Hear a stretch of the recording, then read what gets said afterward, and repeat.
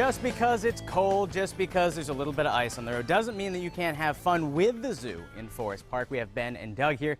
Tell us what the zoo can do for you this season, because the doors might be closed, but that doesn't mean that you're not having fun. But can we talk about the thing that's crawling right now that threw me off my game just then? Yeah, so here, and I'm also holding his friend here. Yeah. These are our giant African millipedes. Why? He's not going to run far, so he'll be all right there. So millipedes, does that mean 1,000 feet? Well, we haven't counted all his legs yet, but these guys on average about 250 or so. And they're from Africa, I imagine? Yep. Yeah, what a do lot they warmer. eat? These guys are actually really good for eating because they'll eat a lot of vegetation, a lot of rotting things. So all the leaves that fall on the ground, old fruit that other animals might not eat, these guys will take care of it so it doesn't sit there and get rotten and cause disease. Now, I imagine they're not a good house pet. No. What's their average lifespan?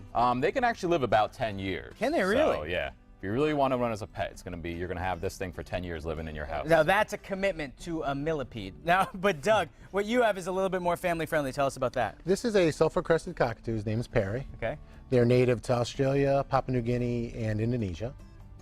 And they're wonderful pets to me. And they live for a long time, too. He'll live for about 75 years. Yeah. So once you have a bird, you have a bird. Once you have a bird, you put the bird in the will. Yes, it has to be passed down to family members because they will outlive you more than likely. But now, animals like these, they're found at some of the camps that you do, and over the winter, while the zoo proper is closed, you're doing a whole lot of things in and around the community. Let's talk about zoo camps during February vacation. Yep, so during February break, during a lot of school vacations, we'll be having kids there, and we'll also have the CIT program for people who are a little bit older too. So you can get close up to some of the animals, see how the zoo operates in the winter time, and get out of the house and hang out with some of our friends here. These guys were a class pet too last time. That's really good. Yeah. I always wanted a millipede as a class pet. Now, if people want to take part in the CIT, counselor and training programs, that's similar time. It's for teens ages 14 to 17. What unique things are they going to get to do? They get a little bit more time out with our zookeepers, so they're going to be doing some cleaning, some enrichment, taking care of a lot of our animals that are outside still in the barns. So they'll get a little bit more up-close personal taste with what our zookeepers do every day.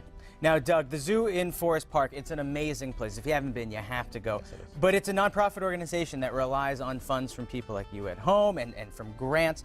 So you volunteer there. What's it mean to you, and why would you say everybody at home should volunteer? Well, it's just been an amazing experience. The animal care specialists are great. They've trained me really well on all the animals, and I mean, it's incredible to see all the different animals you can take care of, from camels, donkeys. I take care of a lot of the birds.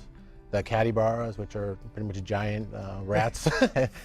There's any never number a of dull animals. moment, I would imagine. There really isn't. You can't go in there. You can go in there upset, but when you leave, you're always happy. And I'm always, very stress-free, and I'm just really happy when I leave there. And we're going to bring some of that to everybody at home later because we're going to show a chinchilla. Is that right? Yep. Yes. And maybe he's going to take a dust bath? That's the goal, This yeah. highly anticipated dust bath. We're going to see if he can do it. I certainly hope so. Also coming up, back with Ben and Doug from the zoo in Forest Park. Earlier, we were telling you all the things that you can do in the winter when the zoo's closed. They can come to you. So many great opportunities. But now we have one more animal. May Pat? This chinchilla?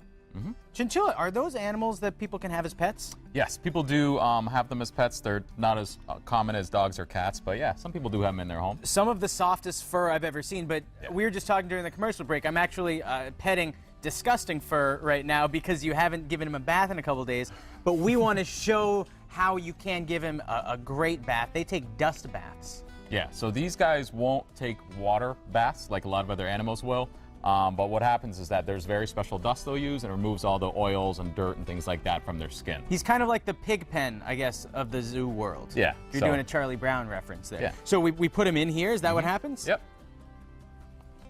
And what happens is that typically they're going to kind of roll around. You can see him kind of splash around, roll he's over his having a belly blast. there. Yeah. So he wants to get his whole body coated.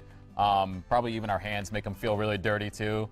So he's going to make quite a mess. But again, this is special dust for him. It almost makes him look a little bit glittery after. Yeah, it looks like he's ready to go clubbing. Yeah. He's going downtown, go clubbing. This is amazing. I could watch this all show long. Yeah. Now, just to recap, while we, just continue on a shot of this because this is too cool to pass up. We have the zoo camp coming up in February for school vacation week. Yep. So yeah, again, what it is we let kids of all ages, 6 to 13, we have our campers come. and we're going to let them, we're bringing animals every day for them, let them make some food, get prepped for everybody. We might even give a little dust bath to Chinchilla, because obviously if anybody misses it on TV, I was gonna say, be another close-up chance it's a crowd to see pleaser. it. He's also, by kicking up all this dust, he's giving all of us a dust bath, too. I'm going to come home, I'm all glittery. My wife's not going to know what to think. So, and there's also counselor and training programs, too. And you can hang out with this. And I think he's pretty much done. He looks like he could be back up for Katy Perry at the Super Bowl now. Yeah, or some little Kesha throwing glitter everywhere. Yeah. Exactly. I think something like that. And Doug, once again, why should everybody do something like this, in your opinion? If you love animals and you want a great stress release, I would highly recommend going to the zoo, volunteer there, take care of the animals. I promise you, when you leave, you will not have any stress, and you'll be smiling ear to ear. How can you have stress when a chinchilla takes a dust bath? Gentlemen, thank you so much. It's still to come.